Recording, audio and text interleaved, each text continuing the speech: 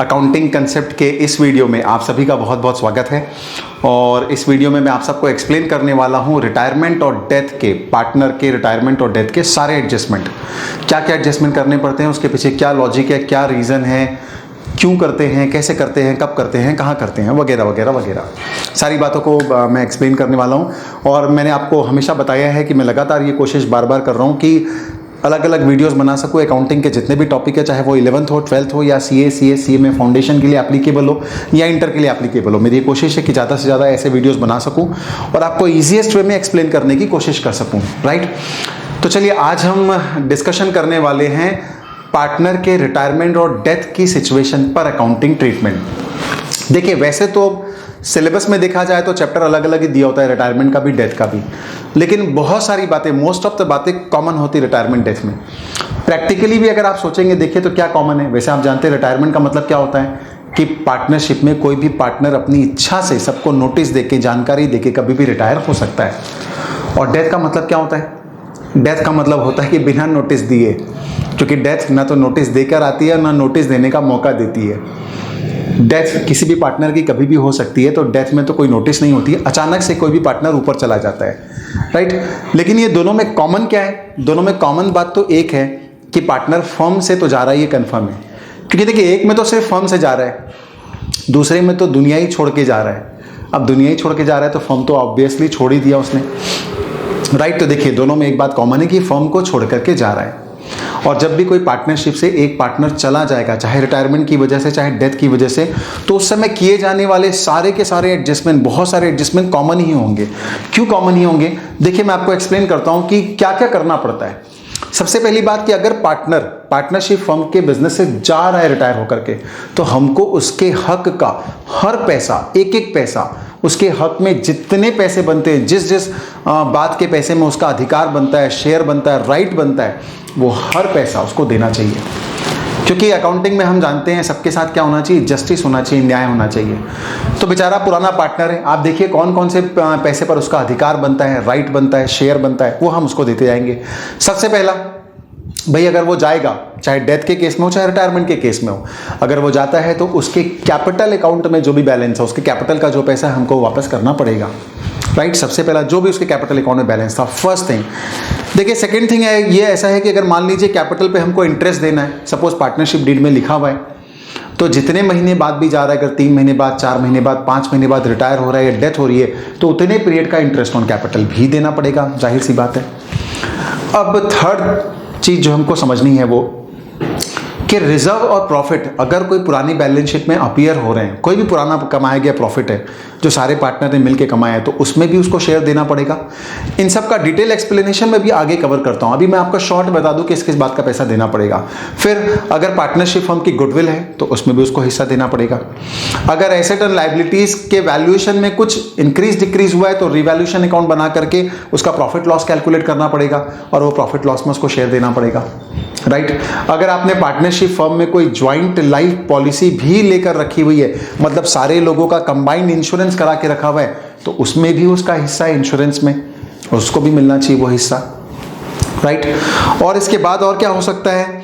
Profit up to the date of retirement और death.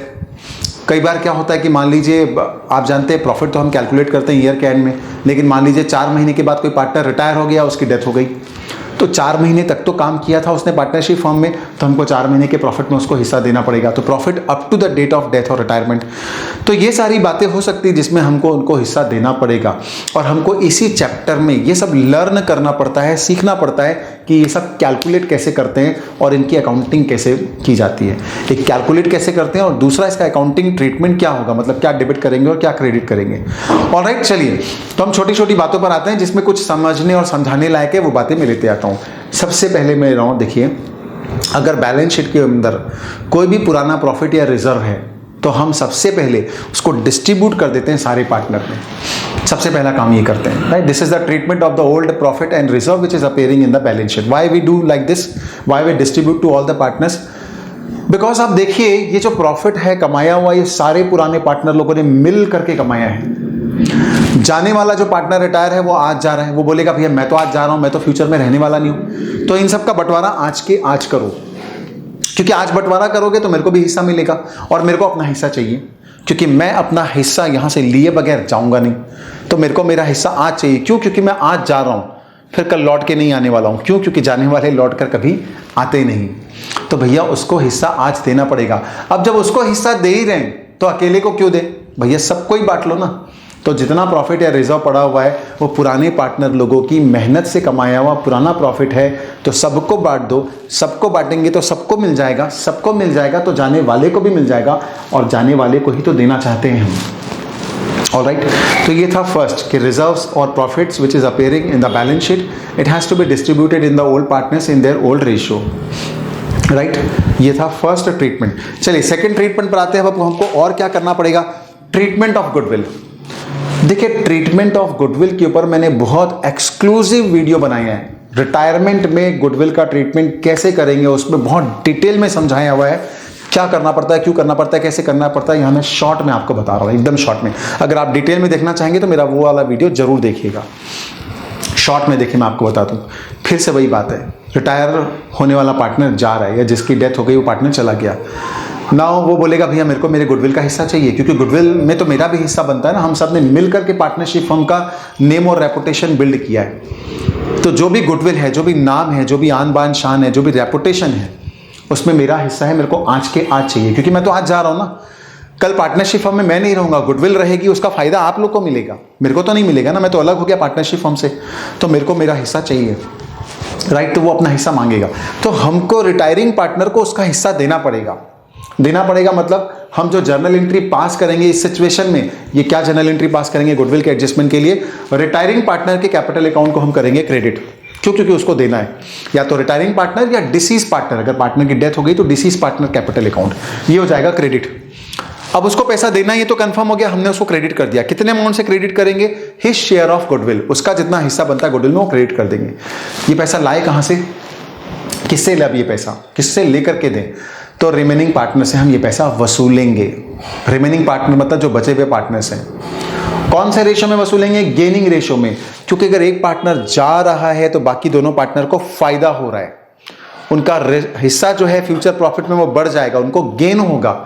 तो भैया अगर गेन होगा तो थोड़ा पेन भी तो लो, क्योंकि गेन यूं ही थोड़े ही ना चाहिए। तो जिसको होगा गेन वही बियर करेगा पेन। राइट, तो ये ध्यान रखिएगा।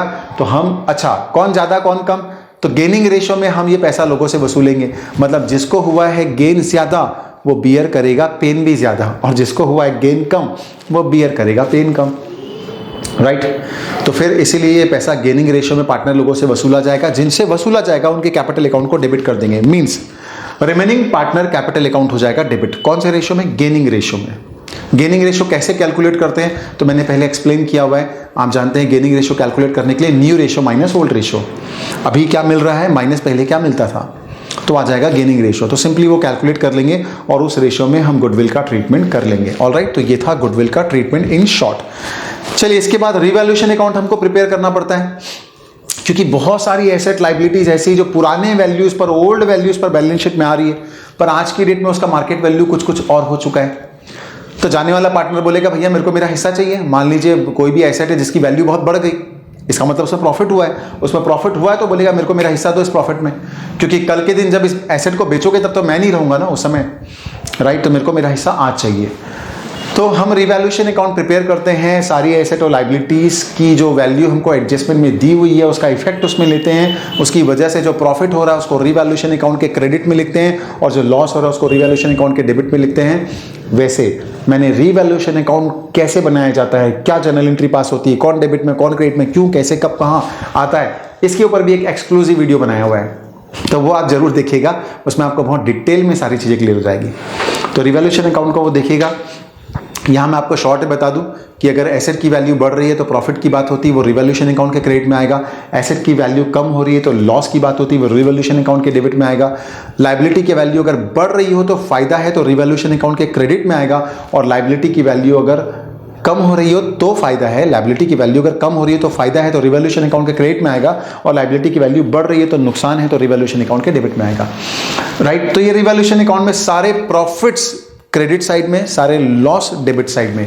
फाइनली रिवैल्यूएशन अकाउंट का बैलेंस निकाल करके सारे पार्टनर को ओल्ड रेशियो में बांट दिया जाता है।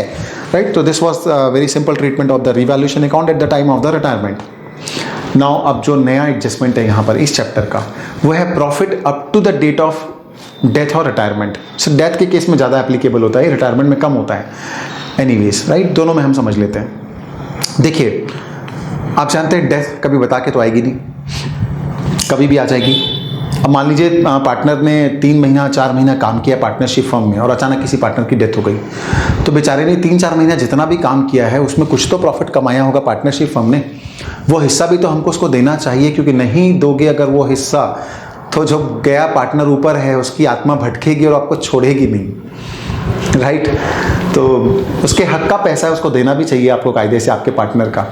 तो हम क्या करते हैं, हम कैसे कैलकुलेट करें कि भाई अब 3-4 महीने में कितना प्रॉफिट हुआ होगा। भाई हर रोज तो प्रॉफिट एंड लॉस अकाउंट नहीं बनाया जा सकता ना, प्रॉफिट एंड लॉस अकाउंट तो साल में एक बार बनता है, तभी प्रॉफिट मालूम चलता है। तो हम क्या करते हैं, क्वेश्चन हमको सजेस्ट कर देता है कि पिछले किसी साल के प्रॉफिट को आप बेसिस मान लो, या तो पिछले 3-4-5 साल के प्रॉफिट के एवरेज को बेसिस मान लो, या जो लास्ट ईयर का प्रॉफिट है उसी को बेसिस मान लो। तो वो क्वेश्चन बता देगा क्या करना है, कैसे बेसिस मानना है। वो हम ये मान लेते हैं कि वो जो प्रॉफिट हुआ था पिछले साल या पिछले साल का एवरेज, वैसा ही प्रॉफिट इस साल भी होने वाला था। अब हम कैलकुलेट करते हैं कि वो अगर है साल भर का प्रॉफिट तो 3 महीने का कितना होना चाहिए। तो फिर 3 महीने की पार्टनरशिप फर्म का जो प्रॉफिट आ गया, उसके बाद उसमें जाने वाले पार्टनर का हिस्सा कितना है वो हम कैलकुलेट कर लेते हैं उसके रेशो को मल्टीप्लाई करके। तो once the profit, the share of the profit is calculated, तो उसके बाद उसकी अकाउंटिंग ट्रीटमेंट करते हैं। अकाउंटिंग ट्रीटमेंट के 2 रास्ते हैं, 2 ऑप्शन है आपके पास जर्नल एंट्री पास करने के। फर्स्ट जर्नल एंट्री ये बनती है कि profit and loss suspense account debit to deceased partner capital account. मतलब डिसीज पार्टनर है, रिटायरमेंट वाले पार्टनर को हमको पैसा देना है तो हम डिसीज पार्टनर कैपिटल अकाउंट को क्रेडिट करते हैं। डेबिट किसको करें, तो profit and loss suspense account को। देखो क्यों करते हैं प्रॉफिट एंड लॉस सस्पेंस को, अभी इस साल सचमुच में प्रॉफिट होगा या लॉस ये ना तुम जानो ना हम, कोई नहीं जानता अभी, लेकिन फिर भी हमने उसको शेयर तो दे ही दिया है। तो जहां हम कुछ नहीं जानते वहां पर कौन सा अकाउंट यूज किया जाता है, सस्पेंस, राइट। तो हम profit and loss suspense account को डेबिट करके रख देते हैं।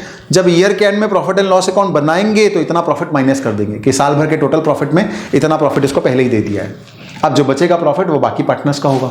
तो इसीलिए यहां पर जो अकाउंट यूज किया जाता है उसका नाम देते हैं profit and loss suspense account debit. इस अकाउंट को डेबिट करके रख देते हैं और जाने वाले पार्टनर को उसका हिस्सा दे देते हैं, राइट। दूसरा option, second alternate option journal entry पास करने का, डिसीज पार्टनर के कैपिटल अकाउंट को तो करेंगे हम क्रेडिट, उसको तो देना है, वो दे दो उसको। डेबिट किसको करते हैं हम, रिमेनिंग पार्टनर को गेनिंग रेशियो में। मतलब रिमेनिंग पार्टनर का कैपिटल अकाउंट हो जाएगा डेबिट, और कौन से रेशियो में डेबिट होगा, गेनिंग रेशियो में। क्यों, क्योंकि आज इसको जो प्रॉफिट हमने दिया है वो इनसे क्यों वसूल रहे रिमेनिंग पार्टनर को, क्योंकि एक्चुअल में जब ईयर के एंड में प्रॉफिट एंड लॉस अकाउंट बनाया जाएगा साल भर का, तो साल भर के प्रॉफिट पे ये दोनों हकदार होंगे, सिर्फ इन 2 लोगों को पूरा का पूरा मिलने वाला है। तो भैया आगे आपको ज्यादा मिलने वाला है ना, इसलिए अभी थोड़ा पहले से दे दो, राइट। तो हम रिमेनिंग पार्टनर लोगों से वसूल लेते हैं, कौन से रेशो में, गेनिंग रेशो में। जिसको ज्यादा फायदा होने वाला है वो ज्यादा पैसा देगा, जिसको कम फायदा होने वाला है वो कम पैसे देगा। तो गेनिंग रेशो में वसूल आता है। रिटायरमेंट डेथ में हमेशा याद रखिएगा, जब भी जाने वाले पार्टनर को किसी भी बात का पैसा देना हो, किसी भी बात का पैसा देना हो, तो अगर वसूला जाना है किसी से, वसूल के दिया जाना है, तो रिमेनिंग पार्टनर से ही वसूला जाएगा और गेनिंग रेशियो में ही वसूला जाएगा। ये दोनों बातें ध्यान रखिएगा। तो रिमेनिंग पार्टनर कैपिटल अकाउंट हो जाएगा डेबिट गेनिंग रेशियो में, और to deceased partner capital account. तो ये 2 अल्टरनेट ऑप्शन है आपके पास, या तो profit and loss account suspense account को डेबिट कीजिए या फिर रिमेनिंग पार्टनर को डेबिट कीजिए। किसको डेबिट करना है वो आपकी मर्जी, दोनों में से कौन सा अकाउंटिंग ट्रीटमेंट आप चुनना चाहते हैं, राइट। तो ये था आपका profit up to the date of death, profit up to the date of death and retirement, right. चलिए इसके बाद हम आते हैं, इसके बाद है देखिए आपका डिसीज पार्टनर का कैपिटल अकाउंट। डेथ के केस में, डेथ के केस में क्या होता है, आमतौर पर क्वेश्चन हमको सिर्फ यही बोलता है सारे पार्टनर का कैपिटल अकाउंट मत बनाइए, सिर्फ किसका कैपिटल अकाउंट बनाइए, डिसीज पार्टनर का, जो पार्टनर की डेथ हो गई उसका कैपिटल अकाउंट बनाइए, और उसके कैपिटल अकाउंट में जो भी बैलेंस आ रहा है, जितना पैसा बनता है, वो सब उसके एग्जीक्यूटर, लीगल एग्जीक्यूटर को ट्रांसफर कर दीजिए। जो भी डिसीज पार्टनर का एग्जीक्यूटर है उसको ट्रांसफर कर दीजिए लीगल रिप्रेजेंटेटिव को, राइट। तो हम क्या करते हैं, डिसीज पार्टनर का कैपिटल अकाउंट प्रिपेयर करते हैं। देखिए स्क्रीन के सामने है आपके फॉर्मेट, कैसे प्रिपेयर करते हैं, कौन कौन सी चीजें उसके अकाउंट में आती है क्रेडिट में, कौन कौन सी चीज आती है उसके अकाउंट के डेबिट में। तो फटाफट देख लीजिए, कैपिटल अकाउंट जब बनेगा उसका, तो कैपिटल अकाउंट का जो बैलेंस होगा वो आ जाएगा क्रेडिट में। रिवैल्यूएशन अकाउंट का प्रॉफिट हम दे देंगे उसको क्रेडिट में। एक्यूमुलेटेड प्रॉफिट मतलब पुराना प्रॉफिट कोई है तो वो दे देंगे। इंटरेस्ट ऑन कैपिटल अगर देना है तो वो दे देंगे, ज्वाइंट लाइफ पॉलिसी में अगर शेयर है उसका तो वो दे देंगे, profit and loss suspense account मतलब up to the date of death profit वो दे देंगे, कोई फीस कमीशन सैलरी बनती तो वो दे देंगे। और डेबिट साइड में किस किस बात का पैसा काट लेंगे उसके अकाउंट से, अगर रिवैल्यूएशन में कोई लॉस हुआ है तो, गुडविल को राइट ऑफ किया है तो, कोई लॉस है पुराना तो, इंटरेस्ट ऑन ड्राइंग चार्ज करना है तो, कोई ड्राइंग था अगर उसका up to the date of death तो, और या फिर कोई एसेट उसने ले लिया है तो, बाकी पैसा जितना भी उसके अकाउंट में पैसा बचता है, बैलेंस बचता है, वो उसके एग्जीक्यूटर के अकाउंट में ट्रांसफर कर दिया जाएगा। राइट, तो ये सिंपल सा फॉर्मेट है डिसीज पार्टनर का कैपिटल अकाउंट जो हम प्रिपेयर करते हैं डेथ के केस में। राइट, तो ये था इसका फॉर्मेट। अब लास्ट हम देखते हैं, देखिए प्रोविजन जो हमको देखना बहुत ज़रूरी है, और वो प्रोविजन है section 37 of the partnership act. देखिए आपके सामने लिखा हुआ है वो प्रोविजन, क्या बोलता है ये प्रोविजन? ये प्रोविजन ये बोलता है section 37 of the partnership act कि अगर आपने किसी डिसीज पार्टनर को, किसी पार्टनर की अगर डेथ हो गई, उसका पैसा अगर रीजनेबल टाइम में नहीं दिया, राइट, तो फिर आपको फ्यूचर में या तो उसके कैपिटल पे 6% इंटरेस्ट, और या फिर उसके कैपिटल पर आपने जितना प्रोपोर्शनेट प्रॉफिट कमाया होगा, उन दोनों में से जो हाइयर होगा वो आपको देना पड़ेगा।